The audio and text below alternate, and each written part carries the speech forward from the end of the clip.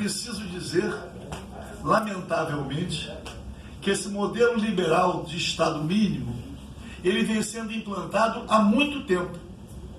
Tivemos um pequeno período, ou um longo período, em que as coisas continuaram acontecendo, numa velocidade menor.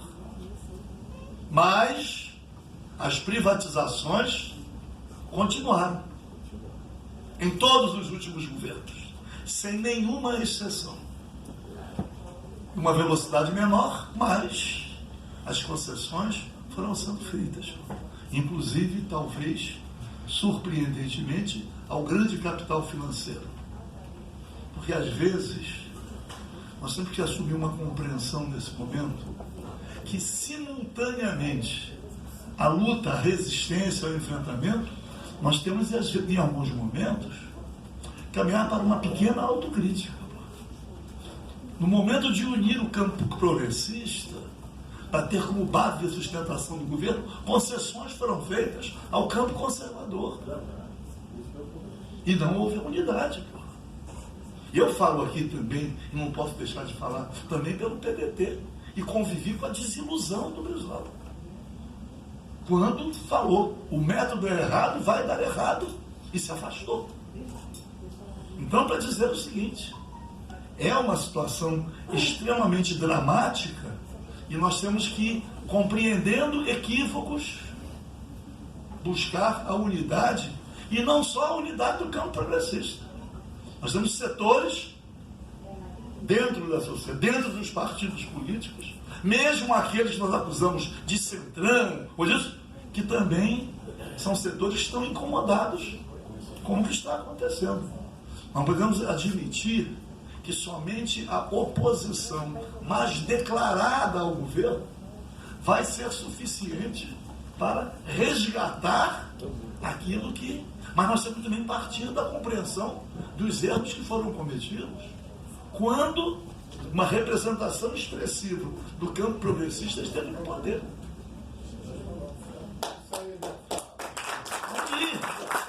Unir. É para unir. Não vou me aprofundar muito em dados concretíssimos, porque também isso não vai levar nesse momento a lugar nenhum. Mas pelo menos um dado eu tenho que registrar, que fica perdido no tempo. Nós estamos vivendo ao longo, completados os 5 anos da Constituição, a partir dali começou o desmonte da própria Constituição. Várias emendas. A Constituição praticamente não entrou em vigor. E a Constituição era um sistema concatenado. A Constituição não era um conjunto de normas separadas, sem uma... entre si. Fala assim, pega a Constituição e leia logo o artigo 1º, os princípios fundamentais. Na coxa de retalho. O primeiro princípio fundamental que está na Constituição, primeiro, é a soberania. Agora, mas também tinha lá monopólio estatal do petróleo, monopólio das comunicações, nacionalização do subsolo, juros reais de 12% ao ano. Quem tiver curiosidade, que verifique o dispositivo dos juros reais de 12% ao ano, em que governo ele foi suprimido da Constituição. E foi no nosso governo. Uma concessão explícita, indevida e até imoral ao capital financeiro, que está aí dominando. Está dominando. É o capital financeiro. Por quê? Porque o capital industrial, a gente dizia na Constituinte assim, essa elite brasileira tão incompetente que sequer se apropria da mais-valia. Não, permite que a mais-valia vá para o exterior. Nem se apropria. Então nós temos que ao mesmo tempo compreender que o presidente foi eleito. E nós temos que defender o Estado Democrático de Direito e defender o resultado da eleição. Nós temos que acreditar. Nós não podemos agora, que fomos vítimas de um golpe, e foi golpe mesmo. A presidente Dilma foi destituída e foi um golpe.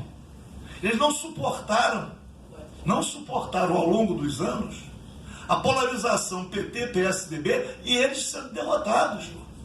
A destituição da presidente Dilma é porque eles verificaram que na eleição seguinte eles seriam novamente derrotados. Então, antes que o tempo passasse, eles deram um golpe para dar continuidade a esse modelo liberal. aprofundar isto ainda mais.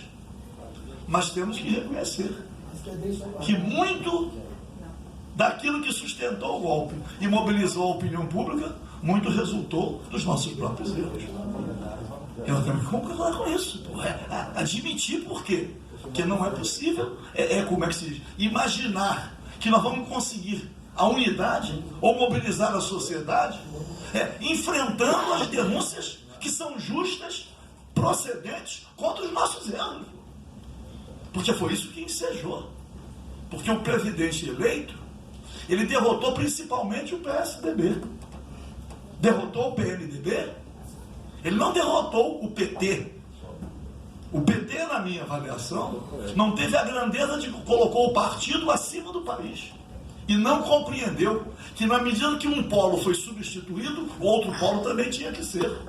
Na medida em que o Bolsonaro caminhou para substituir o PSDB na polarização, o PT também tinha que, num certo sentido, abandonar a polarização. Porque se utilizaram de erros que foram cometidos também em outros governos. Não é VHC, mas eu vou dizer que a Lava Jato, não. No período anterior, imaginar que grandes quadros da economia do governo Fernando Henrique foram condenados na primeira instância e o processo prescreveu, porque ficou numa gaveta, num tribunal, e Armínio Fraga, essa galera toda que está aí, do Fernando Henrique, o processo prescreveu, foi feita uma correição na vara, e descobriram que estava ali, que estava prescrito. Quer dizer, uma imoralidade, esses agora últimos diálogos do Sérgio Moro com o Dallagnol. Por quê? Naquele momento, no momento em que ele caminhou para proteger esquemas do governo Fernando Henrique, o PSDB ainda estava na polarização. Depois é que foi substituído. Então, nós temos que compreender isso. Mas, no momento, nós estamos na resistência. O presidente foi eleito e nós temos que enfrentar denunciando, porque é ele que tem que reorientar a sua política. Ele é que tem que reorientar. E aí, na minha avaliação, um caminho interessante e importante é denunciar. Afinal de contas, é um governo que restabelece o protagonismo de integrantes das Forças Armadas. Vai ser, que na época da ditadura, a gente simplificado dizia, o governo é desnacionalizante, exportador, concentrador da renda, corrupto e repressor. Era a síntese que a oposição fazia da ditadura. Esse discurso moralista é um oportunismo, porque por uma tragédia que ninguém pode ser favorável à corrupção. Não é ninguém. Mas a forma como foi feito o combate, o enfrentamento, o prejuízo ao país é muito maior do que o prejuízo causado pela corrupção. E eles acusam a corrupção só no setor público ou no parlamento. Mas foram as empresas privadas. Quer dizer assim, estava aqui um representante da OAB, né? A corrupção tem o polo ativo e o passivo. O ativo é o que dá o dinheiro. Mas eles não assumem. Eles defendem a iniciativa privada, defendem o setor privado, defendem a privatização, acusando o serviço público, mas eles são os corruptores. Mas eles não assumem. Eles jogam a opinião pública contra os Correios, eventualmente, contra o Parlamento, o Senado, contra tudo. Muito bem. Mas vamos lá. Então, primeira solicitação. A explicação dada aqui pelo Kleber foi a explicação racional daquilo que foi uma decisão não da Superintendência do Rio de Janeiro. É uma decisão que vem de cima. Tem uma lógica, nós podemos discordar, mas tem a lógica da própria empresa, do seu corpo dirigente, que nós discordamos, porque nós temos sugestões assim, para outro caminho. Quando diz assim, então, primeiro apelo diz assim, não, 2 quilômetros uma agência para outra. 2 quilômetros é o fim do mundo na realidade geográfica. É do outro lado da estação. É do outro lado, não tem ponto de ônibus, não tem acesso. Não tem. Tem que, como é que faz? É igual como aqui, eu aqui como deputado, o fechamento de escolas no Rio de Janeiro. Houve um fechamento de escolas, uma tragédia de fechamento. Mas assim, não, no meio rural, fechou, mas a 2 quilômetros, o cara nem chega. A criança não chega na escola. É a mesma coisa, o idoso não chega na agência. Então, é pedir uma reavaliação em relação à situação concreta na vida.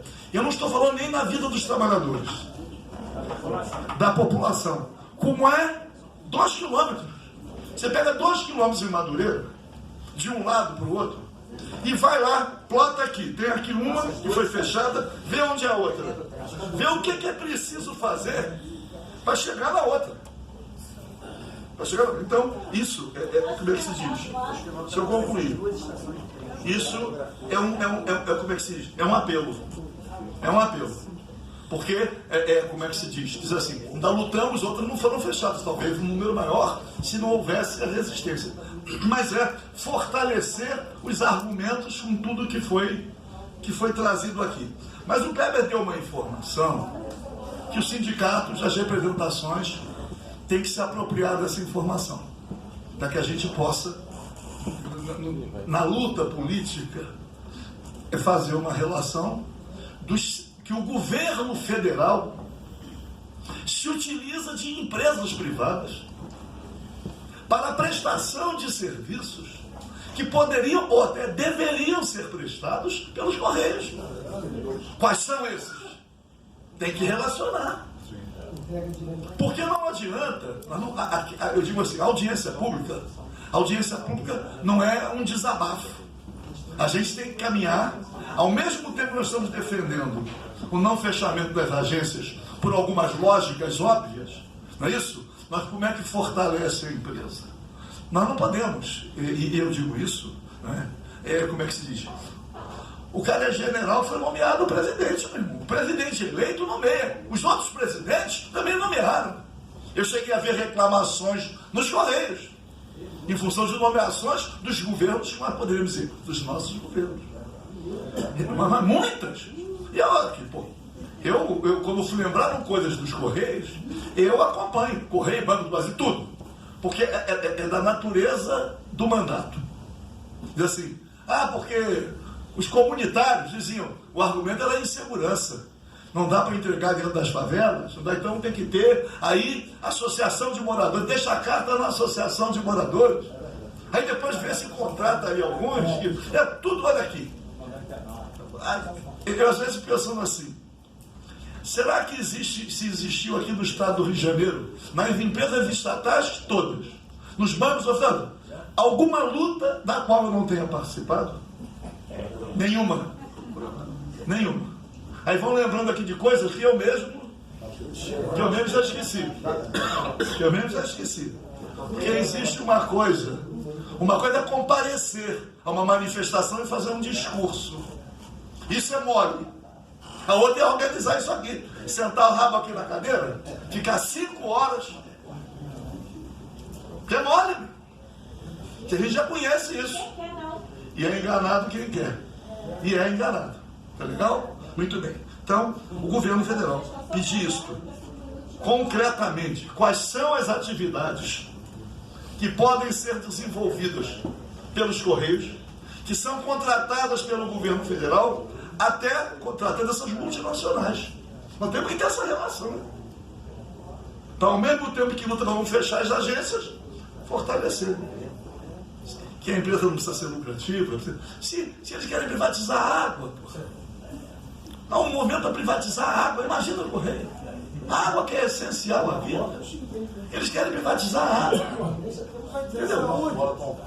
Fazendo o contrário. Porque não tem. Então, como é que se diz?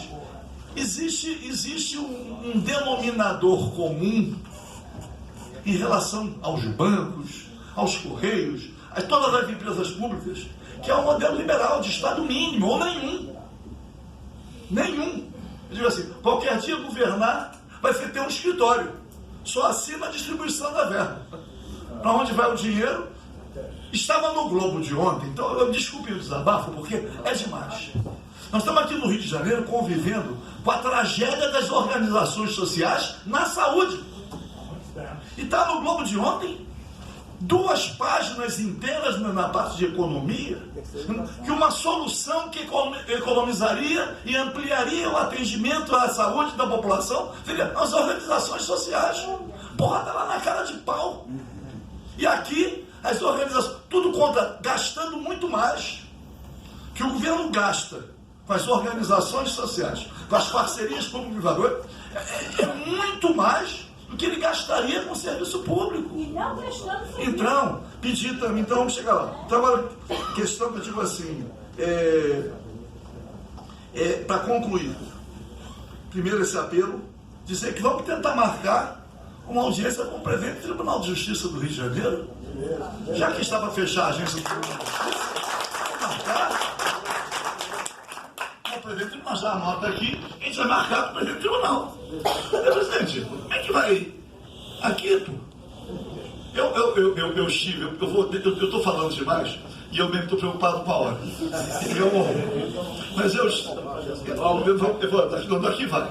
A daqui vai ser salva, daqui estou suando a camisa aqui. A daqui vai ser a primeira sessão. Vai ser daqui. Mas olha aqui, eu estive, eu não vou citar o nome do presidente, mas quando falou aqui dos terceirizados, né, que eles foram terceirizando, porque antigamente, vocês são jovens, era assim, o que determinava a categoria era a atividade fim. Ela trabalhava numa metalúrgica, podia ser um porteiro, na administração, era um motorista, era um vigia, ele era metalúrgico. Depois eles terceirizaram a atividade meio. Aí terceirizaram.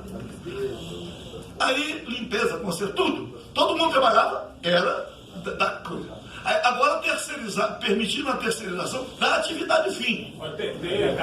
E aí eles dizem que o Brasil tem muito sindicato. Mas tem muito sindicato, primeiro, novas profissões. Então tem que surgir novos sindicatos. Mas as terceirizações também permitiram o surgimento de um monte de sindicato. Eu chegava num lugar que tinha um sindicato só, de repente temos 20, os trabalhadores divididos e o patrão unido. Aí o que acontecia? Numa mesma empresa, uma empresa terceirizada dava uma bolsa, sei lá como é, aquela bolsa mensal? Cesta base.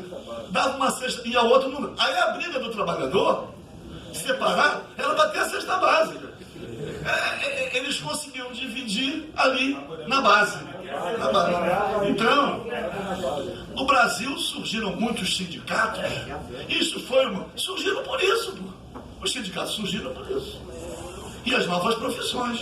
Então, com o presidente do tribunal. Agora, vamos aproveitar e seria bom que essa providência fosse tomada. A gente ter essa relação de o que é que a gente pode levar de proposta para o governo federal, porque me parece, eu tenho que dizer isso também, que não há uma manifestação, pode ter uma manifestação, é privatizar, mas algumas medidas vão caminhando para dizer assim, tem que melhorar as condições em várias unidades, as condições oferecidas ao trabalhador, tem que dar uma olhada nisso. Tem que dar uma olhada. Por quê? Porque também, na medida em que as condições de trabalho não são boas, é o moral da tropa, né? O moral da tropa fica abalado. A tropa fica ali e é uma desconsideração, causa um sofrimento muito grande. Saber a importância do trabalho que presta, mas a própria empresa não oferece condições melhores para a prestação do serviço. É o banheiro que funciona, não tem descarga, é não sei o quê. Tem que, como é que se diz? Dar uma atenção. Uma atenção a isso. Então, para a gente marcar, já que tem fazer contato em Brasília com vários parlamentares, eu estou aqui, naturalmente, que é da minha natureza. Não é isso? Marcar com o novo presidente que vai assumir hoje. Marcar uma audiência. Mas nós temos que levar alguma proposta.